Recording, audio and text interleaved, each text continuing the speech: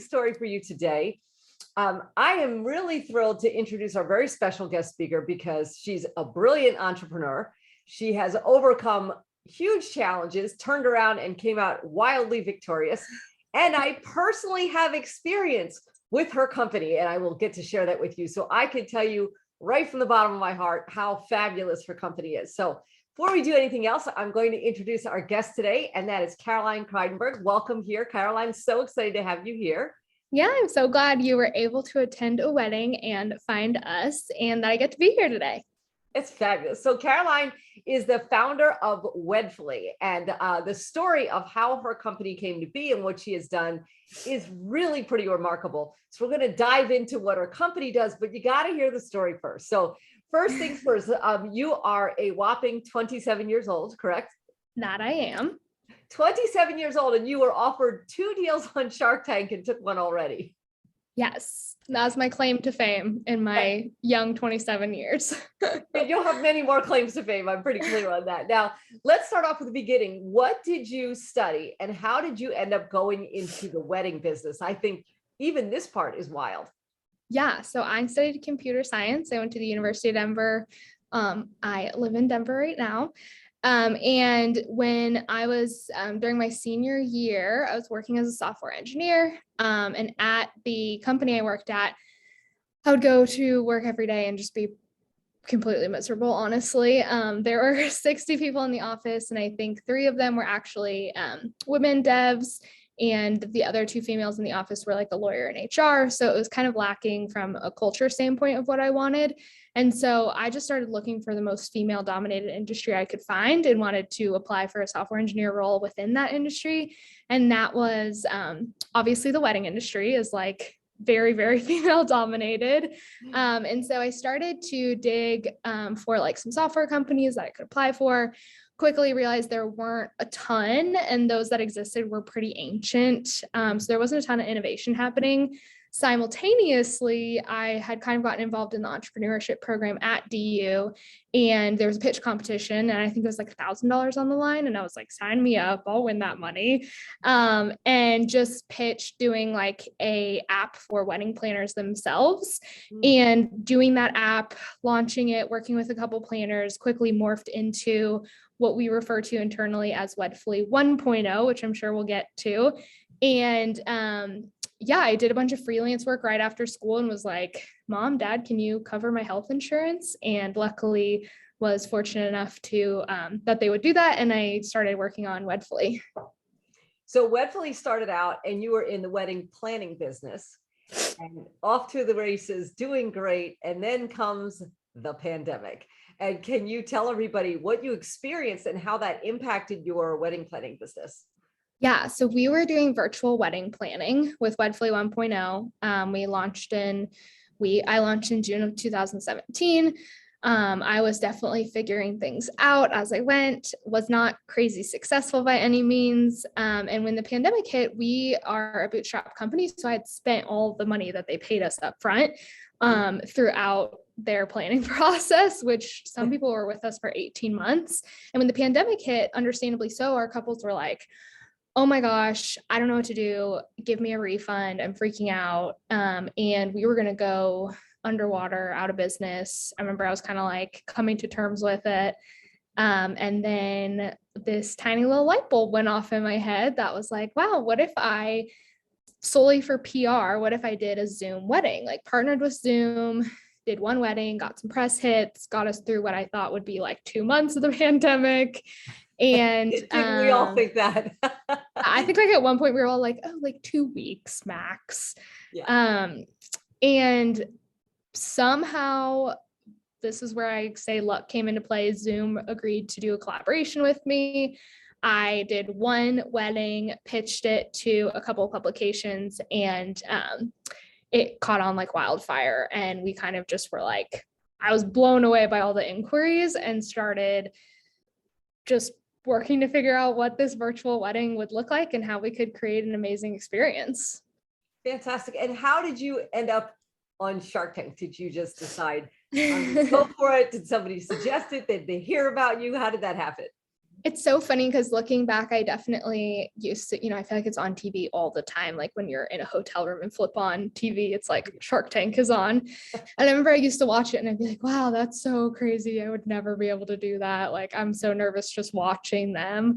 But we honestly, it's a little bit blurry around how they found us. We think that they just cold outreached.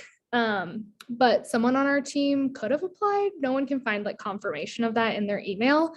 But we essentially were approached by the casting portion of Shark Tank. They were like, hey, submit an application. We'd love to like talk to you. I got on a quick phone call with them and they pushed us along kind of to the next phase. And it's a pretty long application process, so it doesn't really happen overnight.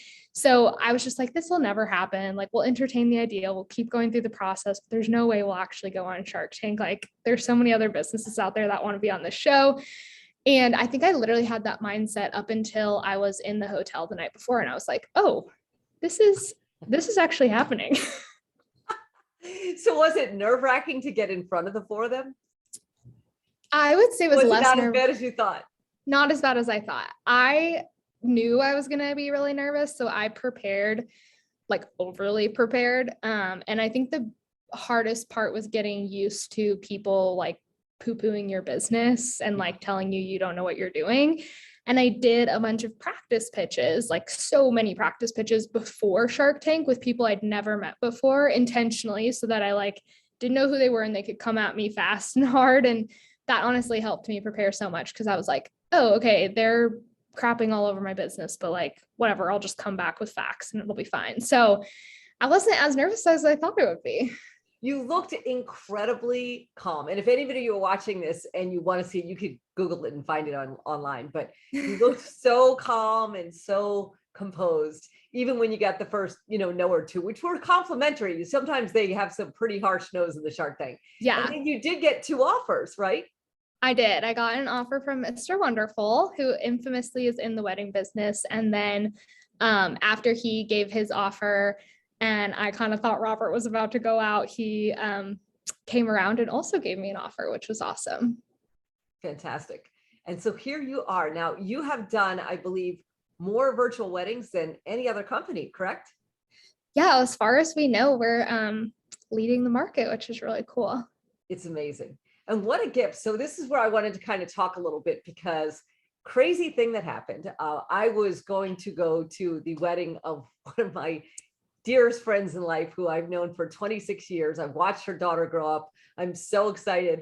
We're all ready. We got our plane tickets. We got our hotel. Everything's booked. We're ready to go. And the day before we get on the plane, I get a letter from my son's school that my son had been in contact with somebody who had COVID. And that put me in a place that was heartbreaking, because I'm thinking, okay, I really want to go, but if I go and you can hurt somebody, you don't know people's health conditions, who you're sitting near. And thank God my friend said, well, we have this awesome company and there's Zoom alternative. So I personally did not see this coming, but got to participate and really, really participate in the wedding. And I want to just compliment you, because when she told me that, I thought, okay, this is going to be just where you'll sit there and it's a Zoom. But you truly made an interactive and very inclusive experience for the guests. And it happened that they had people from other countries, people who couldn't come for health reasons, people couldn't come for financial reasons. You want to tell everybody a little bit about some of the things that you do that I was lucky enough to experience that make your company so special? Yeah, I think that's why we've seen so much success and why we have quickly become the industry leader in live stream and virtual weddings, because we do intentionally work with Zoom so that we can have a two-way stream, right? Lots of companies out there and lots of, YouTube or just videographer vendors in general do live streams, but they're a one-way feed. But for us, we saw how amazing it was to get those virtual guests. We say it like up out of their seats onto the dance floor. Like, we really saw how much fun the virtual guests were having. And that in turn made them then turn exactly what you did, turn to the couple or the parents of the couple and be like, oh my gosh, I was blown away. That was so much fun. A lot of times, especially like your situation, it's not necessarily your choice that you don't get to attend the wedding. Sometimes the couple lowers the guest count. Sometimes there's, health conditions, travel reasons. And so we aim to make it not a secondary experience, but just as equal as if you were there in person, just a different way. And so we do that through lots of different ways. We can go all the way to like having virtual processional members. So we've had like bridesmaids, groomsmen walk down the aisle virtually at their house, and we feed that in. We've had virtual officiants, we've had virtual toasts, we have virtual dance parties, which is like hands down the best part of every wedding. But bare bones, we just make sure to give those virtual guests a moment to like say hi, thank the couple for inviting them, tell them congratulations. Like everyone wants to say like, congratulations, we're so thrilled for you. Like this is such an exciting time in your life. And so we make sure to make time and space to make that easy on the couple. So it's not pulling them away too much from that in-person experience, but also for you as the virtual guest, you're like, wow, I got to be a part of the wedding and like give them my well wishes. So it's all up to the couple how they want to weave it in. But I always say we're experts at taking what you want to achieve and translating that into a virtual experience. You truly are. And the other thing that was wild is not only do we get to do a toast and we get to do all this, but it's kind of cool because normally if you go to a wedding, you might meet, for example, I'm friends with the bride's family. So I would have met the groom and his family. You just meet people if it's not a monster wedding. But because there were other people in the same situation, we got to hear the other people's toast. Oh, this is so-and-so's brother, and this is so-and-so from this country. It's truly amazing what you have designed. Yeah. And my favorite thing that we do with guests is we can actually do virtual reception tables where you do get to socialize with people. And sometimes, honestly, people get more time with the couple than they would if they were there in person, which is really cool. And I think one of the things that's really brilliant about all this is you said your little light bulb went off, your monster light bulb went off, because even when this is done, let's say this pandemic ends, please, right? Let's say all this ends, that there will always be people who can't physically travel or financially travel. And now there is something for them. So you don't have to have people feel left out. Yeah. And that's like one side of the coin is that, and, the stats have shown that just with how much people have been cooped up and want to get out, and, we have shortage in employees and staff everywhere and labor, it's so expensive to get on a flight, book a hotel. Like it's up, I think 30% right now, the cost of being a wedding guest. So it is a really courteous way to kind of let people know, like, we know that you love us and we know that you want to be there, but we also know that there are life circumstances that don't make that possible. And then on the flip side of the coin, there's the couple. And I think, we are seeing trends towards more intimate weddings, just because couples do still want that intimate feeling. They want to have a stress-free planning experience. They want to have a cost-conscious wedding. Yes, that helps too. Yeah. And nowadays, talk about wedding guest travel costs being up. Wedding planning itself is insanely up, like the cost of planning a wedding, because there's all these backlogs of weddings from 2020 and 2021 of people who kept postponing. And so, just like building costs and stuff, the need for all of these vendors and space and everything, they can keep jacking up their prices because people need that and there's a shortage. And so it has gotten insanely expensive for a couple to even have a wedding. And so this allows them to say like, hey, I know that you're important to us and I know I want you there, but we're going to keep this nice and intimate. We're going to do immediate family only, but we're going to be able to share this with everyone still. It's really brilliant. It's so exciting. And I just can't say enough. It's so funny how I was so heartbroken, I'm sure people have been through, but I was actually in tears when we got the notification, and I'm like, oh my God. So thank you, I will say. And I have a living testimonial to how much better I felt, but you make it really fun because we even got dressed up because we knew that we would be seen. And you really go to the wedding. I had on a fancy top and the whole lot. Exactly. And in 2020, you can imagine like people were itching to get dressed up and have a drink and socialize. So it really, I feel like we were like a lot of people's knight in shining armor, and still are, like with your situation. Yeah. So you're 27, you have a Shark Tank deal, your business is breaking records. What's next? Where do you want to go from here? By the time you're age old 30, I can't imagine what you're going to accomplish, but what are some of your future goals? Well, I'm 27 and a half, so 28 is right around the corner, but that is a really great question. I am really good at living in the now. So I try not to think too much about what the future holds necessarily. I mean, I know there's a lot of women on here. It's really important for me to have a family. Like, I really do. I love children. I want to have kids. I want to have a family. That's like definitely a top priority for me. But I am curious to continue to see how we as women can have a family, have a career, try and do it all. I don't know if we actually, a lot of people are like, you can't do it all, but I think it actually is really hard, which I'm sure you can speak to that. But honestly, like I see Wedfuly being able to really disrupt the industry in more ways than just virtual. In 2020, we saw about 40% of our couples didn't have a wedding plan to begin with. So they were kind of, we called a lot of them like, or they had like been engaged. One couple had been engaged for 12 years at this point and had just never really pulled the trigger on having a wedding because they could never find something that made sense for them. And that was a sentiment we heard from a lot of couples, was like, I don't want to have a huge wedding, but I also don't want to just go elope or have like a small wedding because I have all these people that have impacted me in life that I want to be there. So they just wouldn't do anything. And when they would hear about us, because we were fortunate to be featured in the New York Times and Vogue and all these different places, they would read about it and they'd be like, oh, that makes so much sense for my situation. And so 40% of our couples were kind of what we called like special flowers, where it wasn't a pandemic reason that they were using Wedfuly. It was just made sense for them in their current life. And so that is kind of where I see the growth for Wedfuly. And like when I think about my future, I see continuing to create a part of the industry that's inclusive of all, both cost speaking, and also, the industry is not that inclusive of necessarily LGBTQ couples or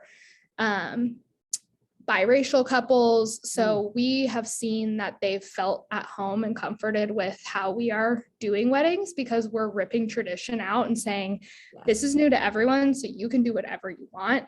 And so I think that's going to be where we continue to pioneer and continue to see more and more couples come our way. And, virtual has been a great vehicle for that right now. But I'm intrigued to kind of see what the next step is for us in terms of continuing to cater to those couples and make them feel like there is a place within the wedding industry that fits their needs and caters to them. And so I think we'll continue to kind of carve out a little bit of a alternative space within the industry. And that takes a long time because this is an industry that's rooted in centuries of tradition. Yeah. And so I'm buckled up, ready to take this, be here for the long haul and really start to see, just slowly chip away at that change, because I know it's probably still, 5-10 years away before we really start to see waves in that area. Well, it's really fantastic. You bring up so many great things, because a lot of times if a couple is together and they're young, they may be trying to fight off student debt, or they may want to save up money to buy a home, or they are about to start a family. So there's a lot of financial things that are really burdensome, and weddings are always expensive, more expensive now, but always expensive. But I do think particularly, I love that you're breaking barriers, that you are, looking at the communities that have not been your traditional man-woman wedding. It's incredible. And you're going to make a difference for a lot of people. So yeah, it was super cool. We sent a survey out to all of our couples from 2020 and 2021 and just asked, like, do you feel like you missed out? Do you regret having a wedding this way? And did you save money? And what did you do with that money?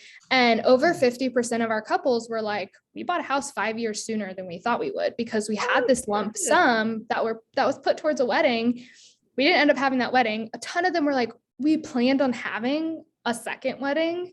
And we were like, why? We had a wedding. It was amazing. We had an awesome experience. And they took that money and like, it was so, I think I started crying when I got the results, like with my team. I was like, you guys, like, they bought houses, they had babies sooner, they like paid off student debt, they paid off their car loans. It was just so cool because, I feel like, I'm of the age right now where a bunch of my friends are starting to get engaged and stuff. And I see the pressure around, like, the first question that comes out of people's mouths is like, oh, when's the wedding? And like, what does your dress look like? And it's like, well, what if I don't want to wear a dress? What if it's not white? What if I don't want to have a wedding? What if I'm going to go to the courthouse? And then people are like, oh, you're doing that? Like a little judgmental. So it's just super cool to see that, you know, a little sliver of a silver lining of the pandemic is that it has given couples kind of an excuse in a way to do what they wanted to do and not do what society told them to do. Yeah, not be stuck in the box of what a traditional wedding looks like. It's amazing. Well, congratulations on, first of all, your success, but even more so, just, you know, as an entrepreneur, you really took a situation that could have closed your doors and turned it into something phenomenal. And if you've got the mindset to do that, you're going to go so far. You got to come back and visit us when you're old in your 30s or something. But it's incredible. If anybody's watching this, I just want to tell you, as a last minute unexpected guest, it's a great experience. If you are planning a wedding, or you have, even if you have the regular wedding, you've got some people that can't make it, I can't recommend this company enough. It will really make your guests feel like they're part of something. And the way you did it was so classy. And the host who came in and handled everybody and guided all the guests through what to do, like everything was first class from the minute I logged on until the entire event was over. So well, I'll have to share all of that with our team because I don't do this alone. I have an amazing team of mostly women. We did hire our first male employee, which is awesome. But you know, it's a labor of love, and we care so deeply about all our couples, and we want them to have exactly the experience you expressed. So I'm over the moon that you had that amazing of an experience. Well, thank you. And, you know, for everyone, you've turned the tables on the dynamic of being in an all male industry. Now you kind of flipped it over the other way, but congratulations. And really, I can't tell you all who are watching this, recommend this company to anybody you know. It's extraordinary. And Caroline, thank you for taking the time to be here. Congratulations on your company and Shark Tank. Thank you. And I am sure more and more people are going to hear about you, and you'll continue to have wild success. So thank you so much. Oh, well, thanks for having me, and thank you for attending the wedding. And I'm so glad you had such an amazing time. And I love what you've built with this group. So excited to have gotten to tell my story on here. Well, fantastic. Thank you so much. And everyone, we will see you back live here next Tuesday. Have a safe and healthy week. Take care.